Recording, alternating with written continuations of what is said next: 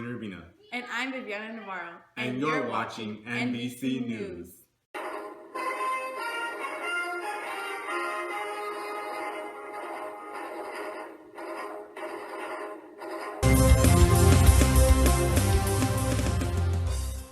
Breaking news. This just in. Yesterday, December 7th, 1941, a devastating event happened at Pearl Harbor, Hawaii. The American naval base at Pearl Harbor was attacked by the Japanese without warning. The casualties aren't yet known, but from our sources, 2,335 U.S. servicemen are missing and 1,143 are reported injured. It's a sad day in American history, wouldn't you say? Yeah, it's a very sad day. Also, today, President Franklin D. Roosevelt, in a speech to the American public, announced that December 7, 1941, would be a date that will live in infamy. President Roosevelt also announced today that the United States of America will enter the war in Europe, supporting the Allies. That attacked Pearl Harbor, Hawaii, by air, President Roosevelt has just announced. The attack also was made on all naval and military activities on the principal island of Oahu. We take you now to Washington. The details are not available. They will be in a few minutes. The White House is now giving out a statement. The attack apparently was made on all naval and military activities on the principal island of Oahu. What's wrong, girls? The president's brief statement was read reported by Stephen Early, the president's secretary. Pearl Harbor. A Japanese attack upon Pearl Harbor naturally would mean war. Such an attack would naturally bring a counterattack, and hostilities of this kind would naturally mean that the president would ask Congress for a declaration of war. There is no doubt from the temper of Congress that such a declaration. We'll be right back after this short break. Hello, I'm Betty Crocker, and I come with you with a new cake mix. Just add water and mix. Now you can make your own cake at home for just 35 cents. Get your Betty Crocker cake mix magic now at your local grocery store.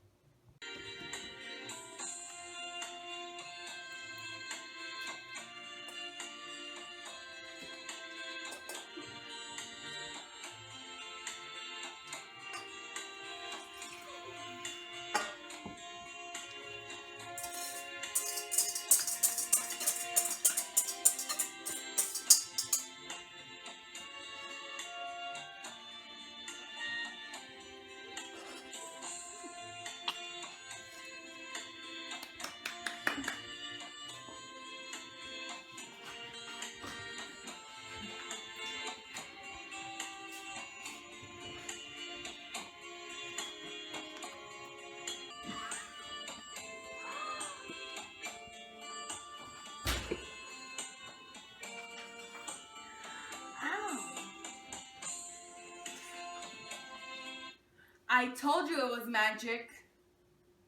And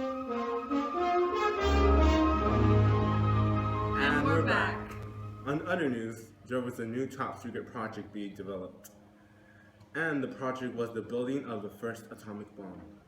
The United States had no plans to develop an atomic bomb, but world famous scientist Albert Einstein sent a letter to President Roosevelt saying that Germany was trying to split atoms in order to produce an atomic bomb, and this triggered the start of the Manhattan Project. The main person in charge of building the bomb was scientist Robert Oppenheimer. The person in charge for building facilities, materials, and scientist was General Leslie. The bomb was completed and tested in the New Mexico desert on July 6, 1945.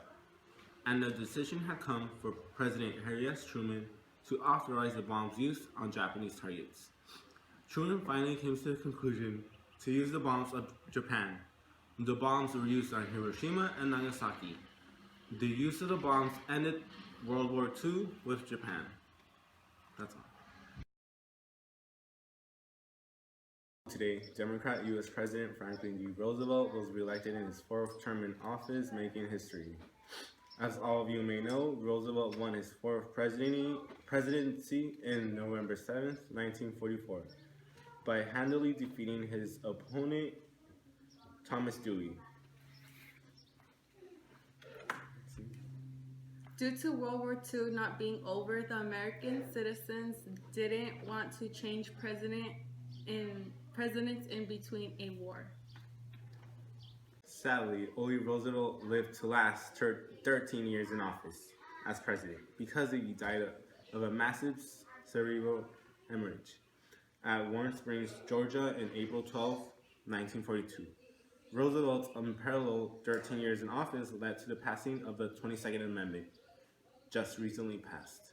The 22nd Amendment limits future presidents to a maximum of 2 consecutive elected terms in office, which is good for the country. We'll be right back after this short break. If you're home and you're bored and you want to play, grab a frisbee and thank Walter Morrison for inventing these from an upgrade from metal plates and grab some friends and toss the frisbee around. I'm so bored. I know, it's a beautiful day and I want to really play outside and I don't know what to play with. Dude, I know. Why don't you try playing with the new frisbee? Just grab some friends and toss it around. Yeah!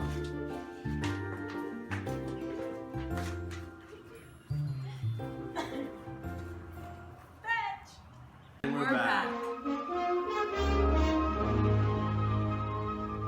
Now, we will talk about Japanese-American internment. Due to anti-Japanese paranoia after the attack on Pearl Harbor, many Americans view Japanese and descendants of Japanese as a threat to American soil. Therefore, in February 19, 1942, President Roosevelt passed Executive Order 9066, in which Japanese Americans had to be removed from the West Coast and be placed in internment camps inland. About 110,000 Japanese Americans were interned and many lost their businesses, farms, homes, cars, and other belongings. The life at the internment camps weren't easy. One person went against the authorities, and that was Korimatsu. He challenged the Supreme Court, saying internment was illegal, but the Supreme Court ruled internment was legal. Japanese Americans weren't released from the camps until early 1945 without any form of apology. Now we will be talking about the end of World War II. The day that started the beginning to the end of the war was on June 6, 1944, known as D-Day, in which the Allies, including the United States, invaded Normandy, France. After invading Normandy and liberating France from German control, the Allies fought the last major battle in the war, which was the Battle of the Bulge, and the Allies came out victorious. On May 8, 1945, Germany surrendered, ending World War II with Germany. The Allies may have won the war in Europe, but the war was still going with Japan. America was now focused on winning the war with Japan. America used the atomic bomb on Nagasaki and Hiroshima, Japan, which forced Japan to surrender on August 14, 1945. But Japan formally surrendered on September 2, 1945, marking the end of World War II. World War II was one of the biggest wars fought in mankind. Millions of lives were lost. And now, spending this wonderful day with us, Walt Disney's assistant, Sabrina Perdomo. So, can you tell us about when Dumbo got released? So Dumbo was released on October 23, 1941. And what was the movie about? The movie was about an elephant with oversized ears, and he was born in a circus. So his mom was basically the only friend that he ever had, because all the other elephants would make fun of him because of how he looked. But later on then, Dumbo used to always play with his ears, so he ended up learning how to fly with them. And later on in the movie, he meets his really good friend. It's a mouse, and he plays in the parade. And so later on, like, basically the part of the movie is just being a true friend and just sticking through thick and thin, and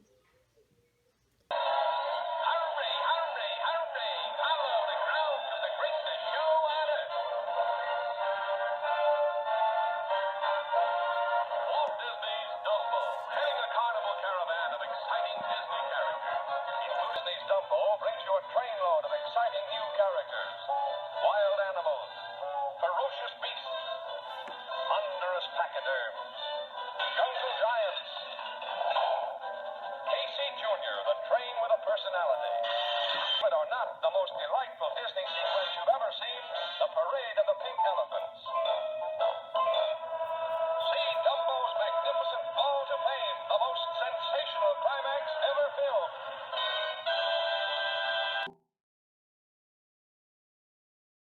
Do you have any more questions? Yeah, tell us about the other movie, Pinocchio. Pinocchio is about a puppet who came to life but always wanted to be a real boy. So he was visited by an angel one night, and the angel told him, you can't be a real boy, but you can try to be a real boy, like act like a real boy. And then later on in the movie, Pinocchio he tries to be a real boy by bringing his faith, being unselfish, and that's all he has to do in order to be a real boy. But little did he know, being a real boy is a real struggle. So when he turned into a real boy in the movie, he wanted to be a puppet again, so he ended up being a puppet. And basically just learned the true meanings of to just love yourself the way you are. That's beautiful. Yeah. True. And so, what about Bambi? So can you tell us a little bit about Bambi? Yes. Bambi in the movie is about a white-tailed deer who his mother was shot when he was young, and he meets his friend Thumper, who is a white grayish rabbit, and they go on adventures together. And after Bambi's mom died, his dad was the prince of the forest, so he took over Bambi. And he basically taught Bambi how to be strong and brave. And later on, he met this girl named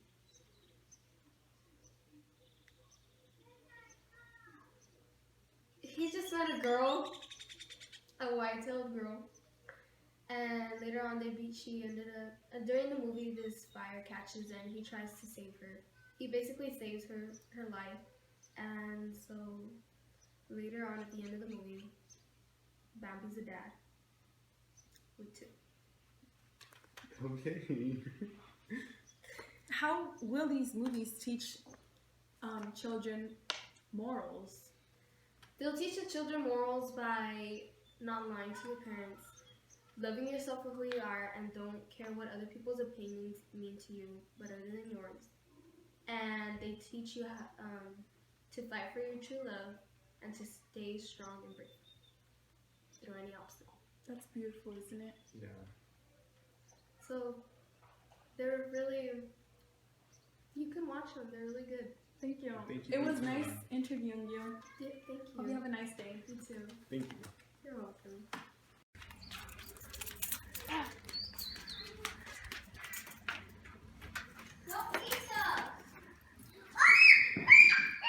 Hey kids, Mama's home. Who wants to go to the movies? Some new movies came out, Walt Disney. One is Bambi, the other one's Pinocchio, and it's Dumbo. Which one do you guys want to watch? Bambi.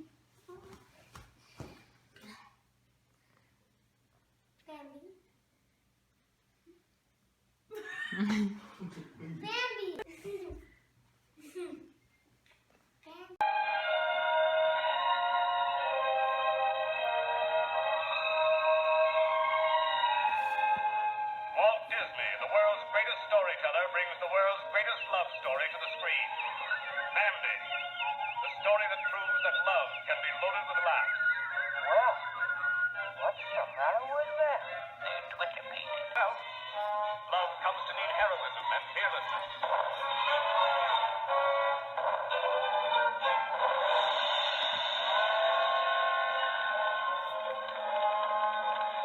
Here, surging out of the roaring forest, is the most powerful, gripping, romantic story ever brought to the screen by Walt Disney.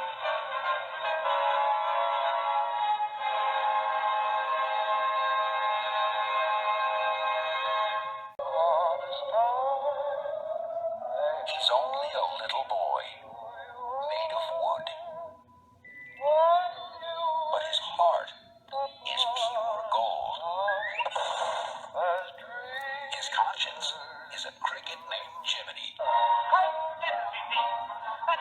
Nice name. What is your name? Pinocchio. Pinocchio. And the story is ageless. I got no strings to hold me down, to make me fret or make me frown. I hit swings, but now I'm free. Try those strings on me. Walt Disney's Pinocchio. After commercials, we'll be interviewing Evelyn It's Knight. Slinky time! For just $1, Ethan, we can get another one of these. Look at all the cool things you could do with it. Wanna try? Isn't that so much fun? Doesn't it just spark your imagination? For ages 5 and up. Now we will interview. Evelyn Knight, onto the stage.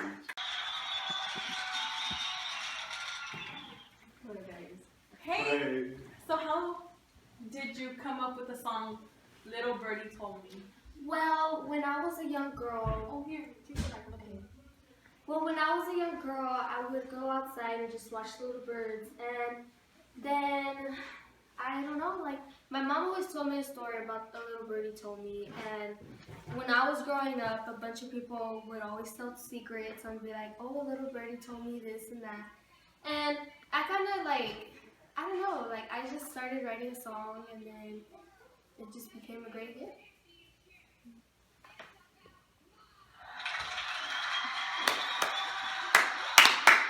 That's beautiful, honestly.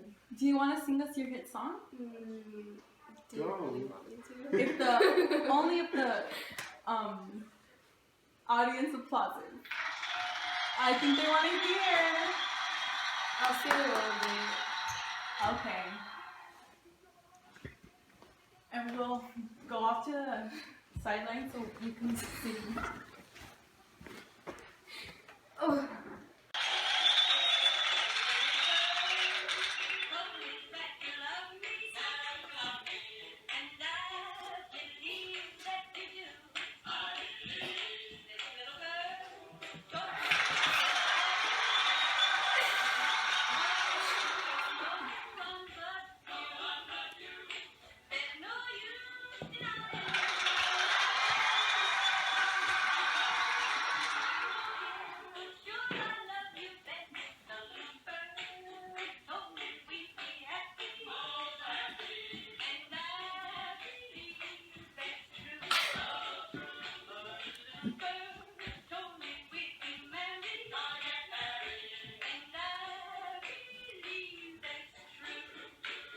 And now Viviana will talk about a new product that is M&M's.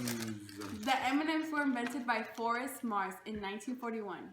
Forrest got the idea for the candy after observing soldiers eating chocolate pellets with a hard shell. The M&M's is a great chocolatey experience, and we will have our audience to favor that. Would you like to grab one? Yeah, and eat it if you would like.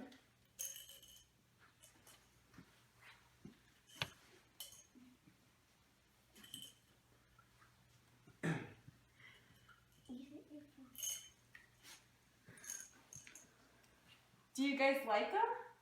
Yeah. Are they super good? Yeah. Yeah. And this is our observation of the day. And now Viviana will talk about frozen French fries. What you guys may have not known is that a chemist, Ray Dunlap, introduced us with the frozen French fry. Dunlap joined the Simplot company to produce commercial frozen French fries in 1948. Frozen French fries are quick and easy to make. Corn dogs were invented by Neil Fletcher in 1942. The first corn dog sold was in 1942 at the Fair Park. It was 49 cents at stores like Kowloon Market, 389 Avenue of the Americas, and Phillips Quality Market. You put it in for 2 minutes.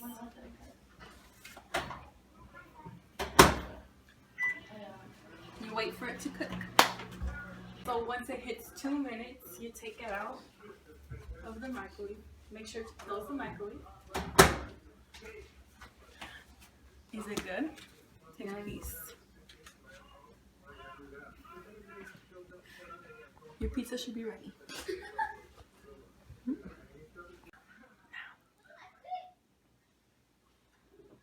So is it good? Really good. So frozen pizza is really good, as we can see. Okay. And today I will be interviewing Ted Williams from the Red Sox.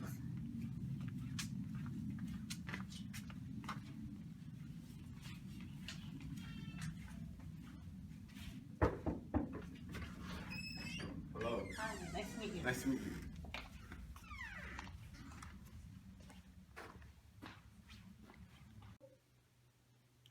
So, Mr. Williams, what made you decide to serve in war rather than become a famous athlete? Like most of the other athletes, I wanted to serve in the war and fight for my country. From my understanding, you served many missions. Could you tell me exactly how many? Oh yeah, I served like around 39 missions. Impressive. I heard there was an incident in the war. Could you tell me about it? Yes, during the war, an explosion happened that left me with one busted eardrum. So I'm deaf from one ear. Well, Ted, I'm sorry for that loss. Well, I guess that's all the questions I have for you for today. Thank you so much. Thank you. Thank you for your time. In the 40s, television was a very popular leisure activity because families all over the neighborhood could come to each other's houses and watch television. They usually watch television for about 5 hours or more. It was just something that families could do together to have fun and hang out and barbecue and stuff like that. Televisions became very popular to buy. They were being bought 100,000 a week by stores, and each more that they were buying, they throughout the years became lower and lower and lower. And that's all for today. Catch you tomorrow, folks.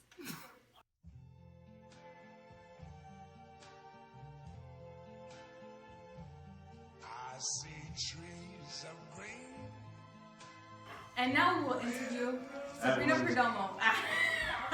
We'll be right back after the show. Oh my Miss Evelyn Knight. Get out of here, I'm doing my makeup. Oh, okay. And We're back. Evelyn Knight to the stage. Give it up for her.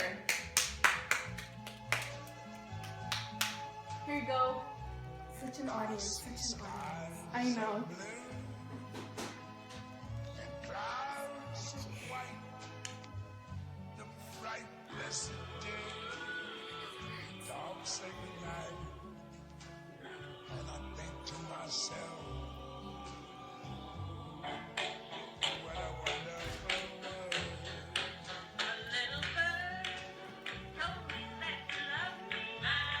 Dude, the whole guy. And we're back. The main person in charge of building the Also today, President.